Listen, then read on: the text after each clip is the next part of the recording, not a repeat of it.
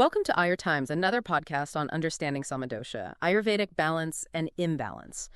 Today we're exploring something really foundational in Ayurvedic health. Ayurveda views our well-being, as you know, as this delicate balance between three fundamental energies, Vata, Pitta, and Kapha. And these aren't just abstract ideas, they really govern all your bodily and your mental processes too. But here's where it gets critical. Sometimes these doshas, they get tangled up with toxins known as ama, and that's when they become what Ayurveda calls Sama Dosha. Exactly. And understanding the Sama Dosha concept is, well, it's absolutely crucial if you're seeking genuine Ayurvedic healing. It's not just about looking at the symptoms you can see. It's really about identifying and treating the actual root of the imbalance that this toxic stuff, this ama, creates.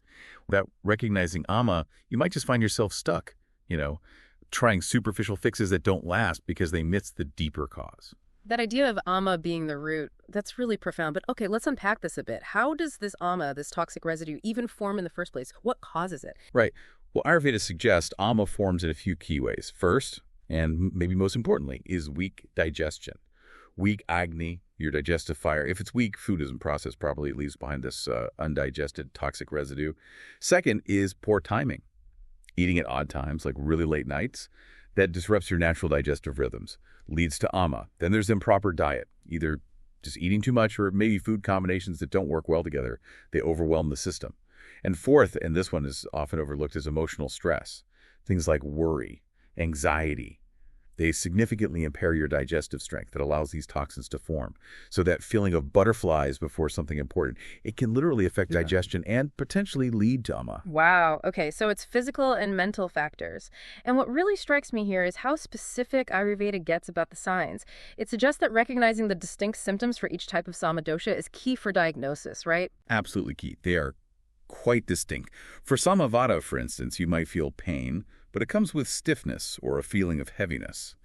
Also, things like foul-smelling gas, maybe darker waist, an irregular appetite with bloating, joint stiffness, even tremors.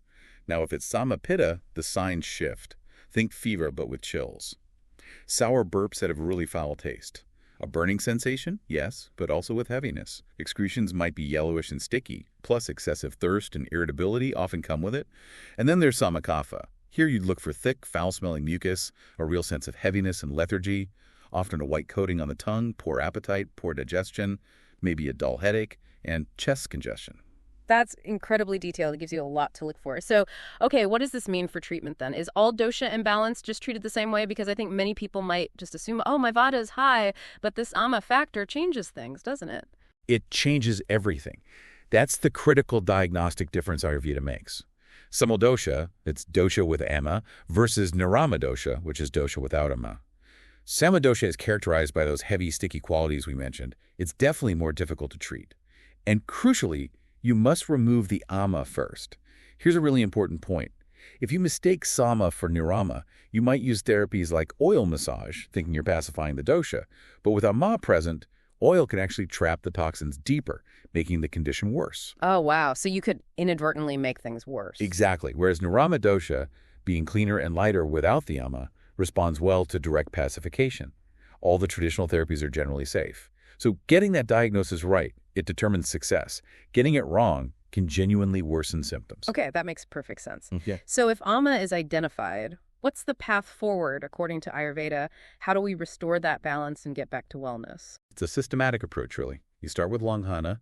These are lightening therapies, maybe fasting or eating very light, simple foods, just to reduce that initial toxic load, kind of clearing the decks.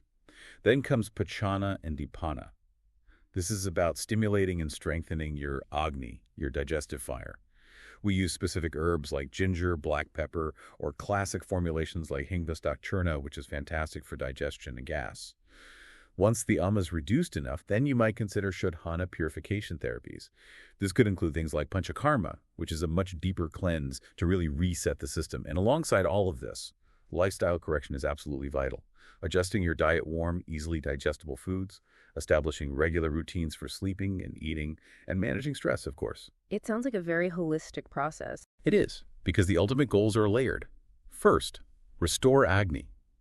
A strong digestive fire prevents ama from even forming. Second, cleanse the body.